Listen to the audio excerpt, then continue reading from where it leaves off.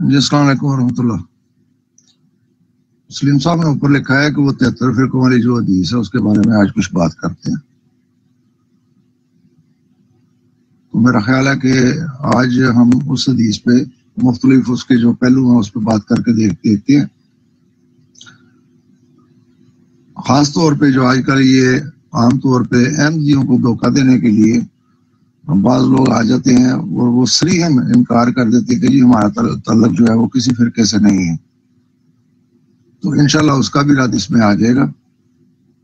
تو سلیم صاحب یا جس نے بھی جو سوال کرنا ہے وہ کرنا شروع کر لیں تاکہ پھر اس پہ ہم بات کر سکیں۔ السلام علیکم ورحمۃ اللہ وبرکاتہ۔ محترم گروپ ممبرز، ابھی ہم 72 ورسز ایک جماعت اس موضوع پر بات کریں گے۔ ہمارے ساتھ احمد بٹ صاحب موجود ہیں، وہ اس کی وضاحت پیش کریں گے اور ساتھ جہاں ضروری ہوگا ہم حوالہ جات بھی آپ کو دیں گے، پھر بعد میں اسی کی ویڈیو بنا کر ہم اپلوڈ کر دیں گے جو سب کی فائدے کے لیے ہوگی۔ جی احمد بٹ صاحب بات شروع کریں۔ جی اس میں سب سے پہلے تو اگر ہو سکے، اگر آپ کے ہاتھ کے قریب ہو تو وہ 72 فرقوں والی حدیث ہی ہم جو ہے وہ دیکھ لیتے ہیں کہ وہ کون سی کتابوں میں ایک دو حوالہ جات سے پائی جاتی ہے، اس کے الفاظ کیا ہیں، پھر ہم اس کے مطابق بات کو آگے بڑھا لیں گے۔ جی السلام علیکم محترم، جیسا کہ بعض احادیث میں جماعت کے ساتھ رہنے کو اور امیر کی اطاعت کو حضرت صلی اللہ علیہ وسلم نے لازمی قرار دیا، بلکہ یہاں تک آیا کہ اگر تمہیں اللہ کا خلیفہ یا امیر جو ہے وہ جماعت نہ ملے تو جنگلوں میں چلے جاؤ، چاہے وہاں پہ تمہیں جا کے درختوں کی چھال جو ہے وہ کھانی پڑے۔ تو اس قدر ضروری قرار دیا ہے جماعت اور امیر کی اطاعت کو۔ تو اسی سلسلے میں حضرت صلی اللہ علیہ وسلم کی یہ حدیث بھی ہے کہ جس طرح پہلی امتیں جو ہیں وہ مختلف فرقوں میں تقسیم ہوئی ہیں، میری امت بھی فرقوں میں تقسیم ہوگی۔ اس کی مثال آپ صلی اللہ علیہ وسلم نے یوں دی کہ یہود جو ہیں وہ 71 فرقوں میں تقسیم ہوئے، نصارہ 72 میں، اور میری امت جو ہے وہ 73 میں تقسیم ہو جائے گی، اور وہ سب کے سب جہنمی ہوں گے سوائے ایک کے۔ تو بعض صحابہ نے پوچھا کہ وہ کون ہوں گے، تو آپ صلی اللہ علیہ وسلم نے فرمایا کہ وہ ہوں گے جس پر میں ہوں اور میرے صحابہ ہیں، اور بعض روایات میں اس کو جماعت قرار دیا۔ اب جماعت کا اصول یہ ہے کہ اگر کسی میدان میں لاکھ آدمی کی نماز پڑھ رہے ہوں تو اس کو جماعت نہیں کہا جاتا، اور دوسری طرف اگر 2 شخص بھی ہوں اور ایک آگے کھڑا ہو اور دوسرا اس کی اقتداء کرے تو اس کو جماعت کہا جاتا ہے۔ تو جماعت کے لیے امیر ہونا شرط ہے۔ جی السلام علیکم، میں انشاءاللہ وہ بھیج دیتا ہوں حوالے، اس کے کافی سارے ہیں لیکن میرے 1-2 کافی ہو جائیں گے، تو میں انشاءاللہ بھیج دیتا ہوں۔ جی السلام علیکم محترم، آپ نے کہا ہے کہ ہیڈ فون لگا لوں، آواز میں کھڑکڑاہٹ آتی ہے، وہ تو جب وہ گاڑی پرانی ہو جاتی ہے تو وہ کھڑکتی ہے۔ بہرحال میں ہیڈ فون لگا کے تو اگلی آڈیو جو ہے وہ کرتا ہوں، امید ہے کہ اس سے بہتر ہو جائے گی۔ جی ٹھیک ہے، آپ ہیڈ فون لگا لیں اور اگلی آڈیو کریں، تب تک اگر آپ کہتے ہیں تو میں عبارت تھوڑی پڑھ دیتا ہوں۔ لکھا ہے حضور صلی اللہ علیہ وآلہ وسلم سے مروی ہے کہ میری امت کے کچھ اوپر 70 فرقے ہوں گے، ناجی نجات پانے والے جنتی فرقہ ان میں سے ایک ہی ہوگا اور باقی دوزخی ہوں گے۔ حضور صلی اللہ علیہ وسلم سے پوچھا گیا کہ وہ ناجی فرقہ کون سا ہوگا؟ آپ صلی اللہ علیہ وسلم نے فرمایا الجماع۔ وہ یہ بریکٹ کے اندر اپنی بات لکھی ہوئی ہے، لکھنے والے نے اہل سنت جماعت ہوگا، اور ایک روایت میں ہے کہ وہ سواد اعظم یعنی علماء کرام کی بڑی اکثریت ہوگی۔ یہ علماء کرام بھی اپنی طرف سے ڈالا ہوا ہے۔ اور ایک روایت میں ہے کہ ما انا علیہ و اصحابی، یعنی وہ فرقہ جو میرے بعد میرے صحابہ کے عقیدہ و مسلک پر ہوگا۔ ٹھیک ہے جی، یہ عبارت ہے، تو باقی اس نے وضاحت لکھی ہوئی ہے، تو اس کی وضاحت احمد بٹ صاحب کرتے ہیں آگے۔ جی السلام علیکم، پہلے تو مجھے یہ بتائیں کہ اب آواز آ رہی ہے، کیونکہ میں نے ہیڈ فون تو لگایا لیکن پتہ نہیں تاریں ٹھیک لگی ہیں یا نہیں۔ جی ٹھیک ہے، اب آواز آ رہی ہے، آپ کی تھوڑی سی کڑکڑاہٹ اندر آتی ہے، اس سے کوئی نہیں اتنا فرق پڑتا، آواز ٹھیک ہے لیکن 100% کلیئر نہیں ہے. اس کی شاید کوئی اور وجہ ہو یا واٹس ایپ کے اندر کوئی وجہ ہو. میں نے اپنی آڈیو سنی ہے, اس کی آواز مطلب صاف ہے, مجھے اس میں کڑکڑاہٹ محسوس نہیں ہوتی. تو بہرحال میں یہ دوسری بھی جو ہے روایت عربی کی وہ بھی تھوڑا سا پڑھ کے, تو مفہوم وہی ہے جو اوپر بیان کر دیا گیا ہے. اس میں سے جو جماعت والی روایت ہے نا, وہ یہ والی روایت ہے. مسند ابی یعلا کی یہ روایات ہیں, اس میں لکھی ہوئی ہیں. وہ اصل حوالہ جات PDF میں ہم فراہم کر رہے ہیں. تو ویڈیو جب بنے گی تو وہ اصل حوالہ جات سکین جو ہے وہ ساتھ کوشش کریں گے دکھا دیے جائے. السلام علیکم. مسلم صاحب, مجھے لگتا ہے کہ میں نا 2-4 جو آڈیو ہے وہ اکٹھی کر دیتا ہوں تاکہ تسلسل جو ہے وہ قائم رہے. حدیث صاحب نے پڑھ کے سنا دی ایک دفعہ, ویسے بھی یہ اکثر دوستوں کے علم میں ہے. جس کو اور مزید حوالے چاہیے ہوں گے تو انشاءاللہ اس کو ہم مزید حوالے جو ہیں وہ بھی اس کو دیں گے. جیسا کہ میں نے کہا ہے کہ حضرت صلی اللہ علیہ وسلم نے اپنی امت کے تفریق ہونے کا ذکر کیا ہے یا بطور پیشن گوئی ایک بات کی ہے. اب جو لوگ یہ کہتے ہیں کہ ہمارا تعلق جو ہے وہ کسی فرقے سے نہیں ہے, تو گویا کہ وہ کہتے ہیں کہ ان کا تعلق حضرت صلی اللہ علیہ وسلم کی امت سے بھی نہیں ہے. وہ تو امت سے ویسے ہی باہر ہو جاتے ہیں, اس لیے کہ آپ صلی اللہ علیہ وسلم نے اس لیے فرمایا ہے کہ میری امت کے 73 فرقے ہوں گے. تو اب جو کچھ بھی ہے امت کا وہ ان 73 فرقوں میں ہے. اس سے جو باہر ہے وہ امت سے بھی باہر ہے. اس کے لیے وہ استدلال کرتے ہیں قرآن کی آیت سے, اور غلط استدلال کرتے ہیں کہ تفرقے میں مت پڑھو. قرآن نے ہمیں یہ حکم دیا ہے کہ اللہ کی رسی کو مضبوطی سے تھام لو, تو فرقوں میں نہ پڑھو. تو وہ اللہ تعالیٰ نے حکم دیا ہے, حضرت صلی اللہ علیہ وسلم نے پیشن گوئی کی ہے. تو ان دو میں کوئی منافعات جو ہیں وہ نہیں ہیں, کوئی تضاد نہیں ہے. اللہ تعالیٰ نے بے شمار احکام جو ہیں وہ دیے ہیں, لیکن اس کے باوجود مسلمان وہ کام کرتے ہیں. تو کسی چیز سے منع کرنے کا حکم دینا اور وہ چیز ہونا یہ دو علیحدہ باتیں. اس لیے عام طور پہ یہ دھوکہ دینے کی کوشش کرتے ہیں وہ قرآن کی اس آیت سے کہ جی اللہ نے, اس میں کوئی شک نہیں ہے کہ اللہ تعالیٰ نے یہی حکم دیا ہے کہ اللہ کی رسی کو مضبوطی سے تھام لو اور فرقوں میں نہ پڑھو. لیکن جب حضرت صلی اللہ علیہ وسلم نے یہ پیشن گوئی کر دی کہ میری امت بھی 73 فرقوں میں تقسیم ہوگی, تو یہ لازمی ہے کہ یہ امت 73 فرقوں میں تقسیم ہوتی. اور اس کی وضاحت بھی پھر آپ صلی اللہ علیہ وسلم نے کر دی ہے کہ جو 72 ہے وہ سب کے سب جہنمی ہیں, ان میں سے صرف ایک ہی جنتی جماعت ہے. اور اس کی 2 مختلف نشانیاں جو ہیں وہ آپ صلی اللہ علیہ وسلم نے بتائی ہیں. جیسا کہ میں نے پہلے بھی کہا تھا کہ ایک نشانی تو یہ بتائی کہ وہ لوگ ہوں گے کہ جس راستے پہ میں ہوں اور میرے صحاب ہوں, اور دوسری اس کی نشانی یہ بتائی کہ وہ جماعت ہے. جیسا کہ میں بتا چکا ہوں کہ جماعت بغیر امام کے نہیں ہوتی.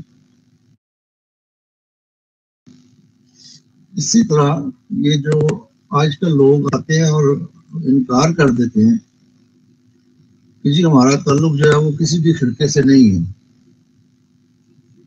تو بنیادی طور پہ وہ وہیں پہ آپ کو یہ بتا دیتے ہیں کہ وہ حق تلاش کرنے کے لیے نہیں آئے.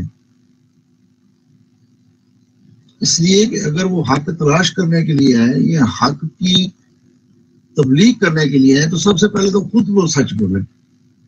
ان میں سے ہر ایک شخص بڑی اچھی طرح جانتا ہے کہ وہ کون سی مسجد میں جا کے نماز پڑھتا ہے. جب ان کے گھروں میں شادیاں ہوتی ہیں تو کون سا مولوی جو آ کے ان کے نکاح پڑھاتا ہے. جب فوتگی ہوتی ہے تو کون سا کس فرقے کا مولوی جو ہے وہ آ کے ان کے جنازے پڑھاتا ہے. جب وہ نماز پڑھتے ہیں تو آمین بالجہر کہتے ہیں یا آہستہ سے کہتے ہیں. فاتحہ خلف امام کے قائل ہے یا نہیں ہے. وہ نور و بشر مانتے ہیں یا نہیں مانتے. وہ 11ویں مناتے ہیں یا نہیں مناتے. یہ سب ہر ایک بڑی اچھی طرح جانتا ہے. اللہ ماشاءاللہ کوئی ہوگا کہ وہ اتنا ہی لا علم ہو کہ اسے یہی نہ پتا ہو. ہاں بعض لوگ منافقت کے طور پہ یہ ضرور کرتے ہیں کہ وہ دوسرے فرقوں کی مساجد میں جا کے بھی نمازیں پڑھ لیتے ہیں, حالانکہ اگر ان کو ان کے اپنے علماء کے فتاوی کا علم ہو تو ان کے نزدیک تو کسی دوسرے کے پیچھے نماز بھی نہیں ہوتی, بلکہ اگر وہ کسی کا جنازہ بھی پڑھ لیں تو وہ اس پہ وہ کفر کے فتوے لگاتے ہیں اور یہاں تک کہ اس کا نکاح ٹوٹ جانے کے فتوے جو ہے وہ بھی اس پہ لگاتے ہیں. تو یہ صرف ان کی بعض کی لا علمی ہے اور بعض کی منافقت. ویسے عمومی طور پہ اگر دیکھا جائے اس وقت پاکستانی معاشرہ جو ہے وہ سارے کا سارا منافقت پہ، ان کے رویے جو ہیں وہ منافقتوں پہ مبنی ہیں. ہر ایک شخص اللہ ماشاء اللہ وہ شاذ کے طور پہ نہ ہونے کے برابر ہیں، لیکن ہے، میں اس سے انکار بھی نہیں کرتا.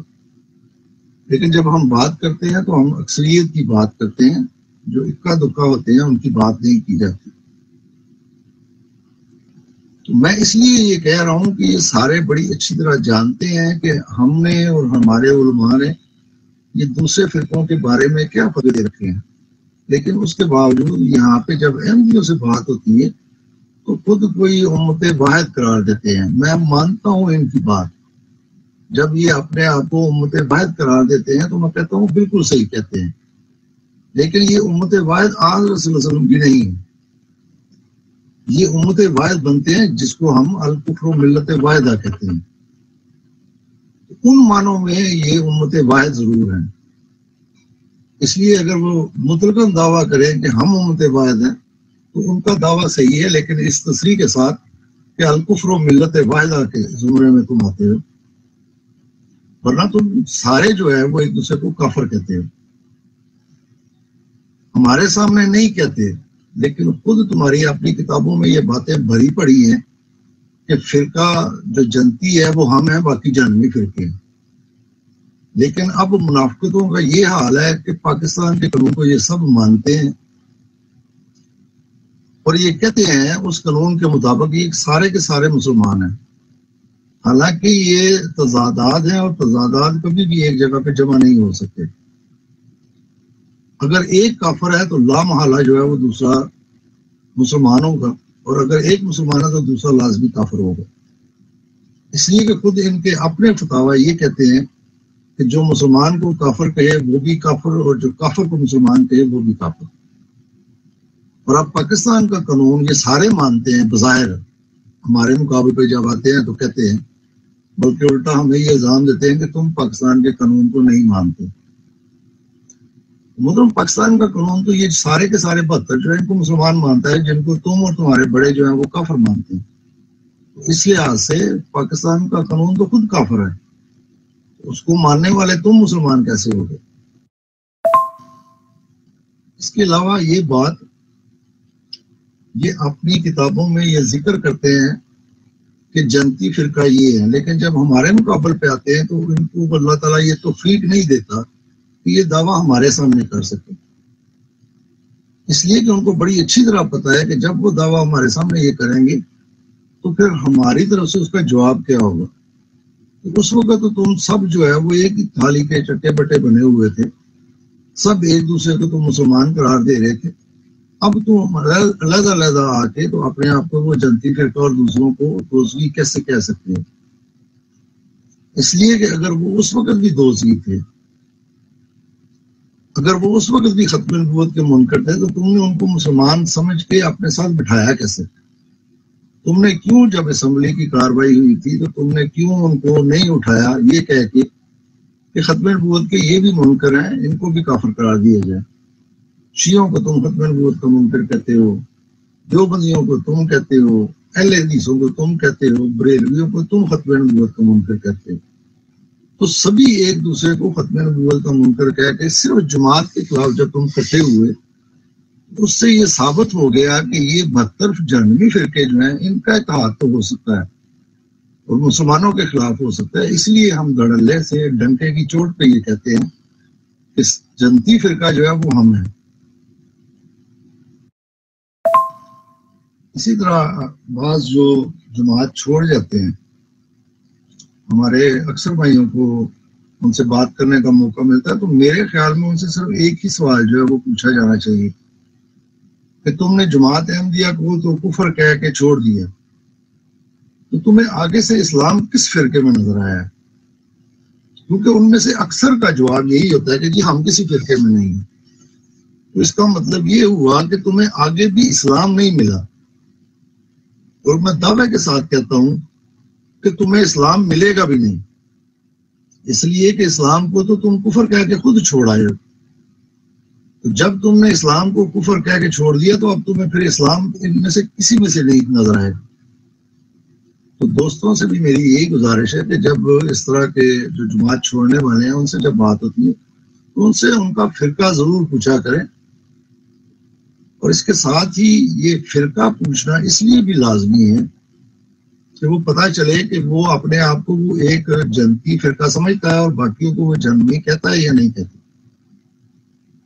اگر وہ باقیوں کو جنمی قرار نہیں دیتا، اور اس نے قرار نہیں دینا، یہ خود حضرت صلی اللہ علیہ وسلم نے قرار دیا، اس نے تو صرف اس حدیث کا ریفرنس دینا ہے. میں یہ نہیں کہہ رہا کہ وہ خود جنمی ان کو قرار دے رہا، جیسا کہ میں بھی ان کو جنمی خود نہیں قرار دے رہا. میں بھی حضرت صلی اللہ علیہ وسلم کی اس حدیث کے مطابق ان کو جنمی کہہ رہا ہوں. تو جس کو رسول اللہ صلی اللہ علیہ وسلم نے جنمی قرار دیا ہے اس میں تو اتنی جرأت تک نہیں ہے کہ وہ ان کو بھی جنمی قرار دے. تو اسی سے آپ کو اندازہ ہو جانا چاہیے کہ ان کا حق کا معیار وہ نہیں ہے. یہ منافقتیں ہیں جو کرتے ہیں، ان کے کاروبار ہیں، اور وہ دھندا خراب نہ کرنے کی وجہ سے یا اس کے لیے یہ پھر ایک دوسرے کو جنمی بھی نہیں کہتے، حالانکہ ان کی کتابوں میں ایک دوسرے کو جنمی کہا گیا ہے.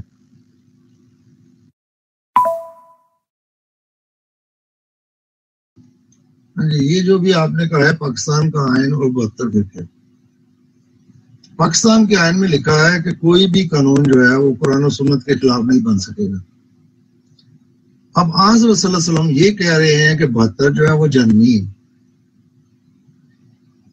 جیسا کہ خود یہ فتوے بھی دیتے ہیں کہ جو کافر کو کافر نہ کہے وہ بھی کافر، جو کسی مسلمان کو کافر کہے وہ بھی کافر.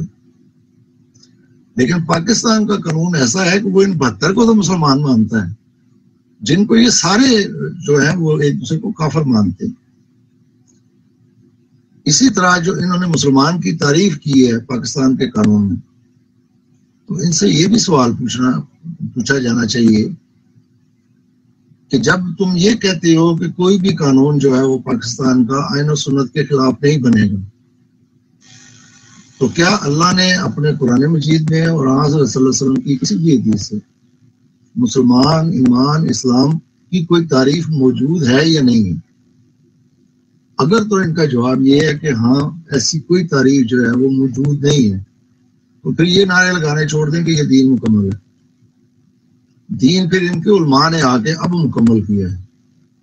اور اگر یہ کہیں کہ ہاں یہ مسلمان کی، اسلام کی تعریف جو ہے وہ قرآن و سنت میں موجود ہے، چاہے کوئی بھی ہو، تفصیلاً ہو، مختصراً ہو، کوئی بھی ہو، تو اس کو چھوڑ کے انہوں نے خود اپنی طرف سے مسلمان کی ایک تعریف کیوں کی؟ اور اس میں بھی یہ 72 فرقے جو ہیں وہ شامل ہو جاتے ہیں کہ انہوں نے اپنی طرف سے کیوں کی. اسی طرح دوسری جو روایات ہیں، بلکہ خود قرآن مجید میں بھی اللہ تعالیٰ نے یہ ذکر کیا ہے، سلیم صاحب ابھی وہ حوالہ لگا دیں گے، جس میں حضرت صلی اللہ علیہ وسلم کو اللہ تعالیٰ نے یہ کہا ہے کہ یہ جو فرقوں میں پڑے ہوئے ہیں ان کے ساتھ آپ صلی اللہ علیہ وسلم کا کوئی تعلق نہیں ہے. تو آپ صلی اللہ علیہ وسلم جو ہے وہ تو ان 72 سے لا تعلقی کا اظہار کرتے ہیں، اس لیے کہ ایک جماعت کی یا وہ جماعت جو آپ صلی اللہ علیہ وسلم کے راستے پہ اور صحابہ کے راستے پہ، اس کا استثناء خود رسول اللہ صلی اللہ علیہ وسلم نے کر دیا ہے. اس لیے برات جو ہے وہ باقی 72 سے ہے. تو پاکستان کا قانون جو ان 72 نے بنایا ہے، جن کا خود حضور صلی اللہ علیہ وسلم نے یا اللہ تعالیٰ نے ذکر کر کے یہ بتا دیا کہ آپ صلی اللہ علیہ وسلم کا ان سے کوئی تعلق نہیں ہے. اسی سلسلے میں جو کہتے ہیں کہ 72 فرقوں کا یا اجماع امت ہے، تو میں اس پہ بھی یہی کہتا ہوں کہ اجماع جو ہے وہ کافروں کا اجماع ہوا ہے مسلمانوں کے خلاف.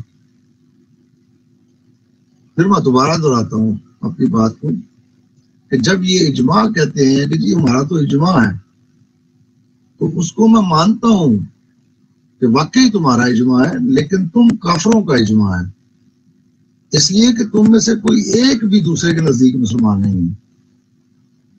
کوئی ایک بھی، میں 1 2 10 20 سینکڑوں کی نہیں، ہزاروں حوالوں کی بات کر رہا ہوں جس میں یہ دوسرے کو مسلمان نہیں مانتے. ابھی تھوڑی دیر پہلے ذکر ہو رہا تھا تقیہ کا، کہ شیعوں کا یہ عقیدہ ہے کہ وہ تقیہ کرتے ہیں یا وہ مانتے ہیں کہ تقیہ کرنا چاہیے، یا ان کے ہاں دین کے 10 حصوں میں سے 9 حصے جو ہے وہ تقیہ ہے. لیکن سب سے زیادہ جو فرقہ جو میرا تجربہ ہے وہ دیوبندی ہے تقیہ کرنے میں، اور اس کے بعد دوسرے فرقے ہیں۔ مطلب جس شخص میں اتنی بھی اخلاقی جرت نہیں کہ وہ دھڑلے سے یہ کہہ سکے کہ ہاں میں جنتی فرقے میں ہوں اور تمہیں بھی میں جنتی فرقے کی طرف دعوت دیتا ہوں، تو اسی سے اس کی منافقت کا اندازہ لگا لے۔ جس شخص کو یہ نہیں پتا کہ وہ خود جنتی فرقے میں ہے یا نہیں ہے، وہ ہمیں اسلام کی دعوت دینے آتا ہے۔ اگر ہم تمہیں اسلام کی دعوت دیتے ہیں اور حقیقی اسلام کی دعوت دیتے ہیں تو اللہ کے فضل سے اللہ وجہ البصیرت ہم اس یقین پہ قائم ہے کہ وہ جنتی فرقہ ہم ہیں، وہ 72 تم ہو، اس لیے ہم تمہیں دعوت دیتے ہیں۔ تو جو جماعت کو دعوت دینے آتا ہے اس کو پہلے خود پہ یقین ہو کہ وہ خود جنتی فرقے میں ہے یا نہیں، کم از کم یقین تو ہو اسے۔ اور اگر اسے خود یقین نہیں ہے تو وہ ہمیں کون سے فرقے کی طرف بلاتا ہے؟ جو جہنم والے ہیں۔ میں پھر کہتا ہوں کہ ہم اگر ان کو اسلام کی دعوت دیتے ہیں تو ہم ان کو اس اسلام کی دعوت دیتے ہیں جو 73ویں فرقے کا ہے۔ یہ 72 فرقوں کو ہم دعوت دیتے ہیں کہ آؤ تم بھی اس جماعت میں شامل ہو جاؤ جس جماعت کے ساتھ اللہ کا ہاتھ ہے، جس کی آج صلی اللہ علیہ وسلم نے بشارت دی ہے۔ تم میں سے بھی اگر کسی کو یہ یقین ہے تو وہ آئے، وہ دعویٰ تو پہلے کرے۔ تمہارا یہ دعویٰ نہ کرنا اسی سے یہ ثابت ہو جاتا ہے کہ تم خود کو ان 72 میں شامل سمجھتے ہو، ورنہ جیسے احمدی بڑے فخر سے کہتے ہیں کہ وہ 73واں فرقہ ہم ہیں، تم بھی فخر سے آ کے کہو کہ ہاں 73واں وہ فرقہ جنتی جو ہے وہ ہم ہے، باقی جو ہے وہ جہنمی فرقے ہیں۔ اب اس میں نے استثناء نہیں کیا یہ جو 72 فرقوں کو جنت کا، اس لیے کہ حدیث میں وہ استثناء موجود نہیں ہے۔ اللہ کس کو جنت میں بھیجے گا کس کو جنت میں بھیجے گا اس کا فیصلہ کرنا اللہ کا کام ہے، ہمارا کام نہیں ہے۔ ہم نے تو آج صلی اللہ علیہ وسلم کی بات تمہارے سامنے رکھی ہے۔ بعض دفعہ بعض لوگ جو ہیں وہ کہہ دیتے ہیں کہ لازمی نہیں ہے کہ جی وہ سارے فرقے جو ہیں وہ جنت میں جائیں، ان میں سے جو نیک ہوں گے۔ مطلب خود ان کی کتب میں یہ باتیں موجود ہیں کہ وہ اپنے عقائد کے خراب ہونے کی وجہ سے ان کو جنمی کہا گیا، ان کے عقیدوں میں خرابی ہونے کی وجہ سے۔ اسی طرح جو جنتی فرقہ ہے اس کے بھی بعض افراد اپنے اعمال کی وجہ سے اگر وہ دوزخیوں والے کام کریں گے، جہنمیوں والے کام کریں گے تو وہ بھی اس کی سزا ضرور بھگتیں گے، لیکن من حیث الفرقہ یا من حیث الجماعت ان کے عقائد درست ہوں گے۔ یہ حدیث ہمیں یہ بتاتی ہے کہ عقیدے کے عقائد کو درست قرار دیا گیا ہے۔ جزاک اللہ۔ یہ فائدہ ہوتا ہے سلیم صاحب آپ کا کہ ساتھ ساتھ ماشاءاللہ سے وہ آیات جو ہیں میں بھی اسی بھروسے پہ کہہ رہا ہوں، ورنہ مجھے وہ ڈھونڈنی پڑتی ہے، پھر بات کا تسلسل جو ہے وہ ختم ہو جاتا ہے۔ اب مزید بتا دیں اس آڈیو کے بعد اگر کوئی اور بات رہ گئی ہے تو تاکہ اس پہ بھی ہم بات کر دیں۔ اور یہ حق اور باطل کا جو امتیاز کرنا ہے اس کے لیے یہ حدیث جو ہے یہ کسوٹی ہے۔ میرے علم میں ہے کہ 74 میں جب یہ انہوں نے فیصلہ کیا تو بہت سارے لوگ تھے جو اس حدیث کی وجہ سے احمدی ہوئے ہیں۔ تو اب بھی اگر اس حدیث کو اچھی طرح وضاحت کے ساتھ پیش کیا جائے اور یہ جو شبہات پیدا کرتے ہیں ان کا رد کر دیا جائے تو جنہوں نے حق کو ماننا ہوگا، جو صحیح فطرت ہے، وہ انشاءاللہ وہ حق کو قبول بھی کر لیں گے۔ کہ ایک طرف تو حضرت صلی اللہ علیہ وسلم یہ کہہ رہے ہیں کہ 72 جنمی فرقے ہیں، دوسری طرف یہ 72 یہ کہہ رہے ہیں کہ نہیں ہم تو جنتی ہیں، تم جو 73 ہے وہ جنمی ہے۔ تو اب خود دیکھ لیں کہ انہوں نے ان علماء کی ماننی ہے یا حضرت صلی اللہ علیہ وسلم کی ماننی ہے، کیونکہ فرقہ ایک ہی صحیح ہے۔ یہ نہیں ہو سکتا کہ بریلوی بھی صحیح ہوں، دیوبندی بھی صحیح ہوں، اہل حدیث بھی صحیح ہوں، شیعہ بھی صحیح ہوں، اہل قرآن بھی صحیح ہوں، سارے صحیح ہوں، ایک خراب ہو، یہ نہیں ہو سکتا۔ اس لیے آپ نے حکم جو ہے وہ کس کو قرار دینا ہے؟ ان ملاؤں کو یا حضرت صلی اللہ علیہ وسلم کو یا اللہ کی کتاب کو؟ ہمارے لیے تو اولین سب سے پہلے حکم جو ہے وہ اللہ تعالیٰ کی کتاب ہے۔ اس لیے کہ قرآن مجید میں خود اللہ تعالیٰ نے ارشاد فرمایا کہ جو اس نازل کیے ہوئے کے مطابق فیصلہ نہیں کرتا وہ کافر ہے، وہ ظالم ہے، وہ فاسق ہے۔ تو ہم تو اس لیے قرآن کو حکم مانتے ہیں اور اسی کی طرف ہماری دعوت ہے۔ حدیث ہم اس کے ہرگز منکر نہیں ہیں، لیکن اس کے لیے بھی پیمانہ جو ہے وہ اللہ کی کتاب ہے۔ جو بھی حدیث اللہ کی کتاب کے مخالف نہیں ہے ہم ان سب حدیث کو مانتے ہیں، چاہے وہ کسی بھی کتاب میں لکھی ہے۔ السلام علیکم۔ آج کل ایک اور فتنہ کہہ لیں مرزا محمد علی انجینئر کا اٹھا ہوا ہے، وہ بھی لوگوں کو اسی طرح کے دھوکوں میں مبتلا کر رہا ہے۔ حدیث کی بھی وہ غلط، یہی خاص طور پہ جو 73 قوم حدیث ہے اس کی بھی غلط تعبیر کرتا ہے۔ مثلا وہ ایک سوال یہ کرتا ہے کہ ان کے علماء سے مجھے لکھوا کے دو کہ جی یہ مجھے ہمیں لکھ کے دیں کہ یہ جنت میں تو جائیں گے لیکن بعد میں اللہ تعالیٰ ان کو لا الہ کے اقرار کی وجہ سے جنت میں سے نکال دے گا۔ تو بالکل جو ان کی سزا ہے وہ ان کو ملے گی، لیکن وہ جو کلمے کا بظاہر اقرار کرتے ہیں اس کا فائدہ اگر اللہ تعالیٰ ان کو دے گا تو ہم کس کو انکار ہو سکتا ہے؟ ہاں تمہیں وہ نہیں لکھ کے دیتے لیکن ہم تمہیں لکھ کے دے دیتے، لیکن اس کا مسئلہ یہ ہے کہ وہ پردے کے پیچھے ہی چھپ کے بات کرتا ہے، سامنے آ کے وہ کسی سے بات نہیں کرتا۔ یہ کیسے ہو سکتا ہے کہ وہ ان کے کفریہ عقائد جو ہے وہ بھی ثابت کرے، ان کی گستاخیاں بھی ثابت کرے، ان کے کلمے بھی ثابت کرے، ان کو ختم نبوت کا منکر بھی کہے اور پھر وہ ان کو صحیح بھی کہے؟ اس کے رد کے لیے تو اتنا ہی کافی ہے کہ وہ خود ان کی گستاخیاں ثابت کرتا ہے، ان کو ختم نبوت کا منکر کہتا ہے کہ جو آپ نے وہ عقیدے بیان کرتا ہے کہ اب جو بھی وہی کا قائل ہوگا حضرت صلی اللہ علیہ وسلم کے بعد وہ گویا کہ ختم نبوت کا منکر ہے۔ تو اس کا انکار تو اس کے جو خصوصی بھائی شیعہ ہیں وہ بھی کرتے ہیں، اپنے اماموں پہ وحی و الہام کے قائل ہیں۔ اسی طرح اہل سنت جن کو کہا جاتا ہے وہ بھی اپنے بزرگوں کے لیے چاہے وہ اس کو الہام ہی کہیں اس کے قائل ہیں۔ تو ان معنوں میں وہ ان کو ختم نبوت کا منکر کہتا ہے، لیکن باوجود اس کی اتنی جرت نہیں ہے کہ وہ ان کو کافر بھی کہے۔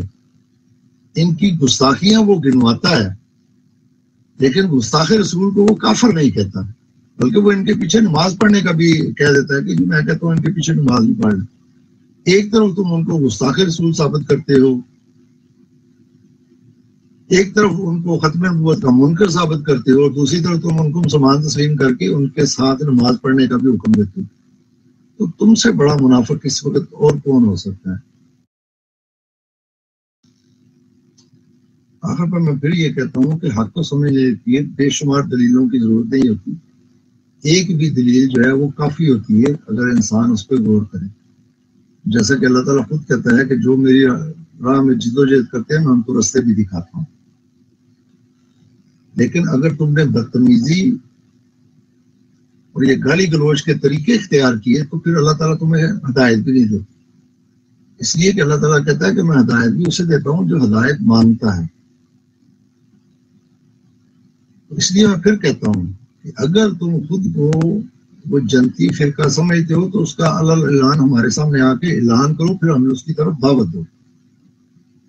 اور جب تک تم یہ کام نہیں کرتے تمہیں کوئی حق نہیں ہے کہ تم ہمیں اسلام کا پیغام، کس اسلام کا پیغام، کون سا اسلام ہے، دیوبندی اسلام، وہابی اسلام، شیعہ یا بریلوی یا اہل قرآن کا، کس اسلام کی طرف تم ہمیں دعوت دیتے ہو؟ تو پہلے تم خود وہ اسلام جو ہے اس کو قبول کرو، اس کا اعلان کرو، پھر کسی دوسرے کو دعوت دو۔ جیسا کہ ہم احمدی جو ہیں وہ یہ سمجھتے ہیں کہ اللہ کے فضل سے اس ایمان پہ، اس اسلام پہ ہم قائم ہیں، اس لیے ہم تمہیں دعوت دیتے ہیں۔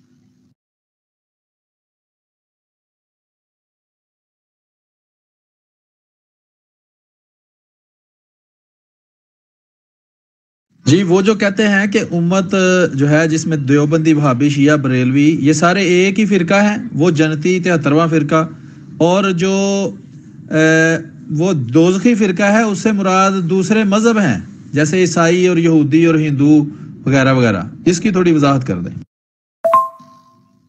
السلام علیکم۔ مطلب یہ بھی وہ جو دھوکے دیتے ہیں ان میں سے ایک دھوکہ یہ ہے، جب حدیث کے الفاظ یہ ہیں کہ یہودی جو ہیں وہ 70 فرقوں میں 71 فرقوں میں تقسیم ہوئے، نصارہ جو ہے وہ 72 میں ہوں گے اور میری امت 73 میں ہوگی، تو یہ اس میں وہ اصطلاحیں لے کے آتے ہیں کہ بعض وہ اس کو امت دعوت اور امت اجابت کہتے ہیں، حالانکہ خود ان کے علماء نے ہی اس بات کا رد کیا ہے اور یہ کہا ہے کہ جو 73 فرقے ہیں وہ حضرت صلی اللہ علیہ وسلم کی امت کے ہیں، جو آپ صلی اللہ علیہ وسلم کو نبی کسی کو مانتے ہیں، یہ اس کی بات ہے، اس کے 73 فرقوں کا ذکر ہے، ورنہ تو نعوذ باللہ وہ پہلے سے ہی 72 تو یہودیوں کے جو مسلمانوں ہو گئے تو 73 تو تبھی ہو گئے، تو پھر مزید یہ کہنا کہ میری امت کے 73 ہوں گے، یہ اصولی طور پہ بھی غلط ہے۔ اور جیسا کہ میں نے بتایا انشاءاللہ میں اس کے حوالے بعد میں آپ کو بھیج دوں گا کہ خود ان کے علماء نے بھی یہ جو ان کا دھوکہ ہے اس کا رد کیا ہوا ہے کہ اس سے مراد وہ امت دعوت نہیں ہے بلکہ امت اجابت ہے۔ باقی یہ رہا کہ جی وہ ہم میں تو فروعی اختلاف ہے، وہ تو اس سے پہلے بھی یہ بات کئی بار کہہ چکا ہوں میں یا کی جا چکی ہے کہ یہ جو جب کہتے ہیں ہمارے سامنے آ کے جو ہمارے تو آپس میں فروعی اختلاف ہیں، یہ جھوٹ بولتے ہیں، یہ پھر مزید دھوکہ دیتے ہیں۔ وہ اللہ تعالیٰ قرآن مجید میں کہتا ہے نا کہ دھوکہ دیتے ہیں یہ اللہ کو، اسی طرح مومنوں کو، لیکن یہ دھوکہ نہیں دیتے سوائے اپنے نفسوں کے، تو یہ اس وقت بھی اپنے نفسوں کو دھوکہ دیتے ہیں حالانکہ یہ دوسروں کو دھوکہ دینے کی کوشش کر رہے تھے۔ ان سب کو بڑی اچھی طرح علم ہے کہ فروعی اختلاف پہ کفر کے فتوے نہیں لگتے۔ مثلا نماز جو ہے وہ فرض ہے، اب اس کی فروعات میں سے ہے، کوئی آمین بالجہر کہتا ہے، کوئی آہستہ سے کہتا ہے، کوئی ہاتھ اٹھانے کو جائز سمجھتا ہے، کوئی اس کو ناجائز کہتا ہے، اسی طرح ہاتھ کہاں پہ باندھنے ہیں اس میں بھی اختلاف ہے، تو یہ فروعی اختلاف ہے، ان پہ کوئی بھی کسی کو کافر نہیں کہتا جب تک وہ نماز کی فرضیت کا قائل ہے۔ تو میں پھر کہتا ہوں کہ یہ جو کہتے ہیں کہ ہمارے فروعی اختلاف ہیں یہ دھوکہ دیتے ہیں، ورنہ یہ ایک دوسرے کو کافر نہ کہتے۔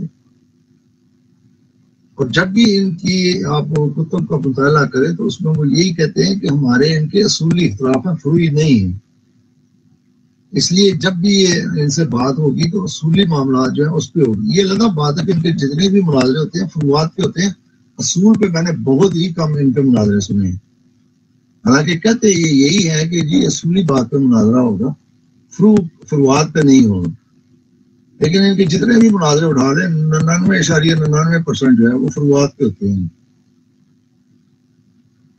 تو جیسا کہ میں نے کہا کہ یہ بھی دھوکہ دینے کی کوشش کرتے ہیں کہ جی ہم میں تو کوئی اختلاف نہیں ہے، تو تمہارے تو اختلافات اتنے ہیں کہ جن کی حد و شمار میں نہیں آتے۔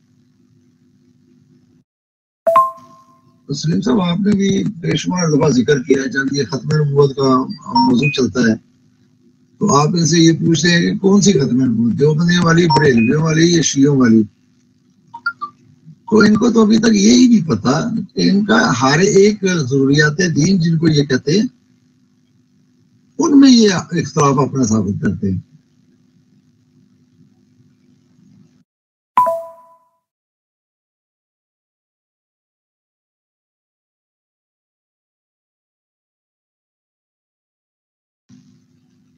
جی السلام علیکم۔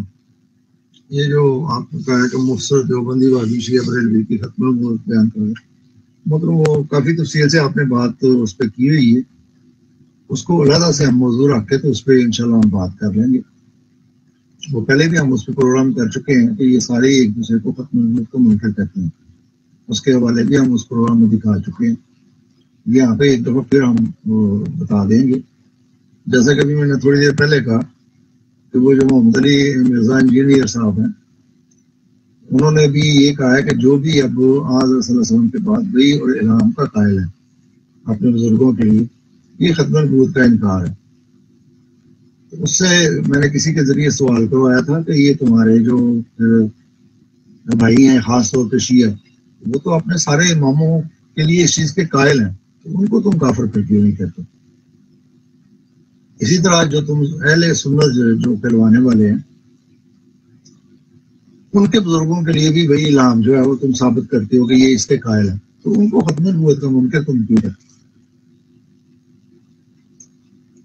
یہ جو آپ 73 فرقوں میں لگا رہے ہیں کافی حوالے ہوں گے آپ کے پاس، میرے پاس بھی بیسیوں بلکہ ڈھیر لگا ہوا ہے ان حوالوں کا،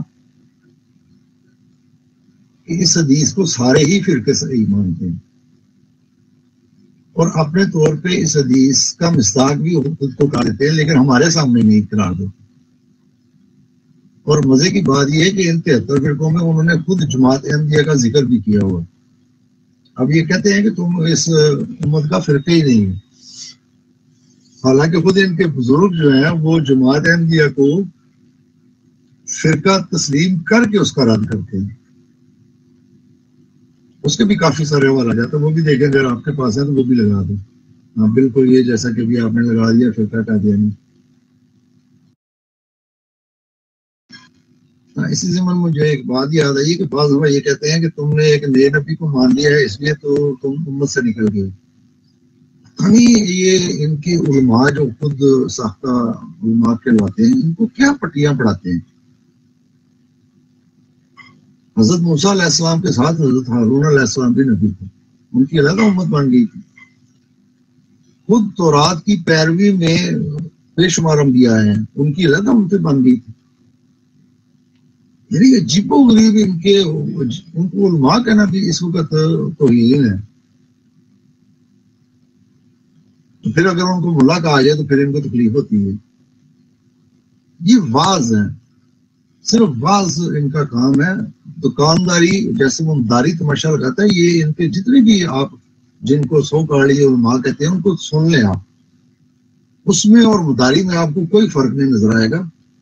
ورنہ علم کی شاخ تو یہ ہے کہ جتنا علم بڑھتا ہے وہ شاخ اتنی جھکتی جاتی ہے، اس کا دل جو ہے وہ اتنا نرم ہوتا جاتا ہے۔ لیکن جس طرح کی یہ ڈرامے بازیاں ہیں، جس طرح کی یہ زبانیں ممبر رسول پہ بیٹھ کے یہ کرتے ہیں، ان میں اور مداری میں آپ کو کوئی فرق نظر آتا ہے؟ وہ ہاتھوں کے اشارے، لوگوں کو اٹھانا، واہ واہ کرو، یہ کرو، وہ مداری جیسا مجمع لگاتا ہے، ویسے یہ مجمع لگاتے ہیں۔ مطلب یہ جو کہتے ہیں کہ جی وہ ہمارے آپس کے ہیں، تو میں ٹھیک ہے، یہ سلیم صاحب ان کی بات مان لیا کریں، لیکن ان کو ساتھ بتا دیا کریں کہ الکفر و ملت واحدہ کے حساب سے واقعی تمہارے واپس کے مسئلے ہیں۔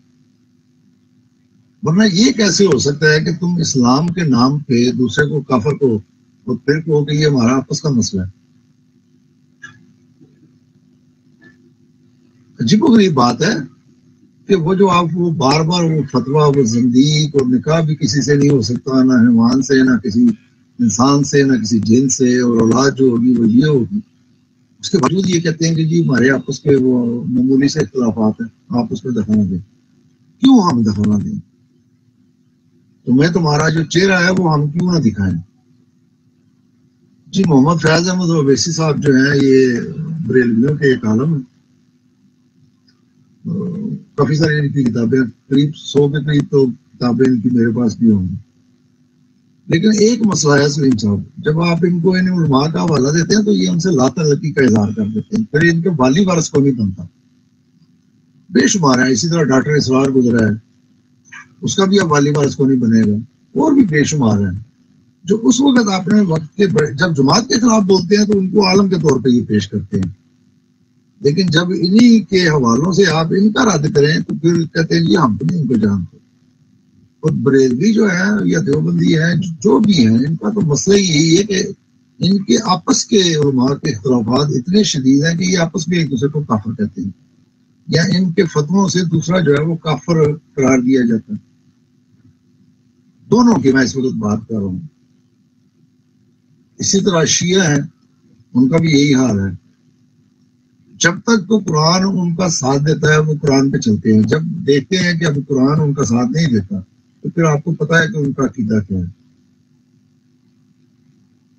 اس لیے یہ پھر اپنے جن کو یہ علماء ہمارے مقابل پہ پیش کرتے ہیں پھر ان سے بھی یہ چھٹکارا حاصل کر لیتے۔ اب سنا اللہ محمد سری کا حوالہ دے کے دیکھیں، محمد حسین بٹالوی کا دے، وہ کہتے ہیں جی ہم اس کو مقلد ہی نہیں ہیں۔ اس وقت انہوں نے ان کو اپنا روحانی باپ بنایا ہوا تھا، آج ان کے یہ والی وارث بننے کو بھی تیار نہیں۔ وہی بات ہے کہ میٹھا میٹھا ہپ ہپ کڑوا کڑوا تھو تھو، جہاں پہ یہ پھنسنے لگتے ہیں تو یہ قرآن کو بھی چھوڑ دیتے ہیں، حدیث کو بھی چھوڑ دیتے ہیں، اور علماء کو بھی چھوڑ دیتے ہیں۔ اب دیوبندیوں وہ کہہ کے دیکھیں کہ تہذیب میں ناصلے ہیں اور ختم نبوت پہ ہم سے بات کر لیں، پھر مجھے بتائیں گے کتنے دیوبندی جو ہیں وہ تیار ہوں گے ختم نبوت پہ آپ سے بات کرنے کے لیے۔ اب دیکھ لیں کہ اس کا بھی والی، حالانکہ اس کو انہوں نے اتنا بڑھایا چڑھایا، وہ کہتے ہیں کہ یہ اس کا مکاشفہ تھا، اللہ تعالیٰ نے اس کو ایسی بات سجائی کہ جو بڑے بڑوں کو نہیں سجائی۔ محمد دیکھ لو اس میں، اسی طرح فیصلہ کن مناظرے ہیں محمد منظور نعمانی کے، اگر میں غلطی نہیں کر رہا، اس میں وہ کہتے ہیں کہ 3 طرح کی خاتمیت جو ہے وہ قاسم نانوتوی صاحب نے ثابت کی ہے۔ ایک کہتا ہے کہ 5 طرح کی خاتمیت ثابت کی ہے، دوسری طرف یہ کہتے ہیں کہ نسخ پہ اضافہ کرنا جو ہے اس کا نسخ ہے۔ تو خود یہ مان گئے کہ قاسم نانوتوی صاحب نے نسخ پہ 2 طرح کا اضافہ کیا، اور جس نے کہا کہ 5 طرح کی خاتمیت ثابت کی ہے اس نے کہا کہ 4 طرح کا اضافہ مانا۔ جی السلام علیکم۔ یہ جو سوال ہے کہ امت محمدیہ صلی اللہ علیہ وسلم کو وہ انعامات ملیں گے یا ان پہ صرف 7 ہوں گے، محترم 3 انعامات جو ہیں ان کا ملنا تو یہ مانتے ہیں، چوتھے کا صرف انکار کرتے ہیں۔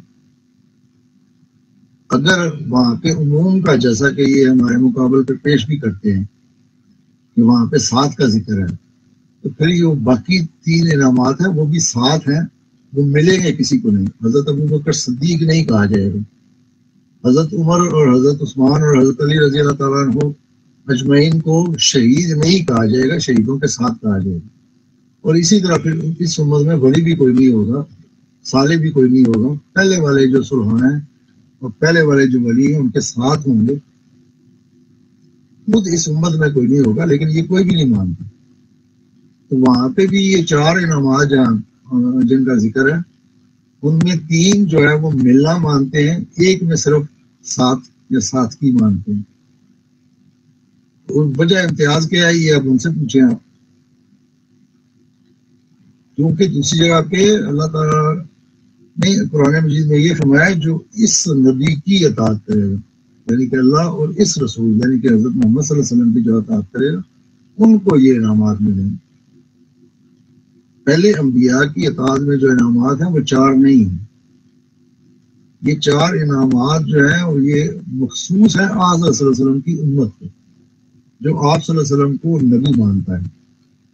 بعض دفعہ یہ سوال کرتے ہیں جی آپ آج صلی اللہ علیہ وسلم کو آخری نبی نہیں مانتے، تو اس کا بھی میں جواب ساتھ دے دیتا ہوں کہ اللہ کے فضل سے ہم آج صلی اللہ علیہ وسلم کو خاتم النبیین بھی مانتے ہیں، آخر نبی بھی، آخری نبی بھی مانتے ہیں۔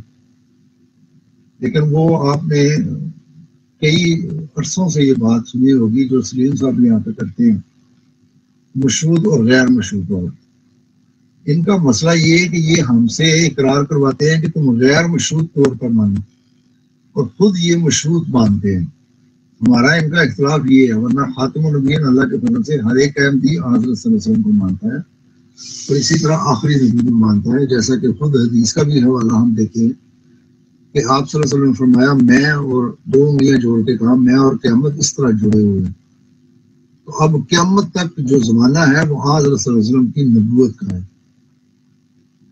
کوئی ایسا نبی نہیں جو آپ صلی اللہ علیہ وسلم کی نبوت کو منسوخ کرنے والا ہو یا آپ کی شریعت کو منسوخ کرنے والا ہو۔ اللہ کے فضل سے ہمارا اس پہ ایمان ہے۔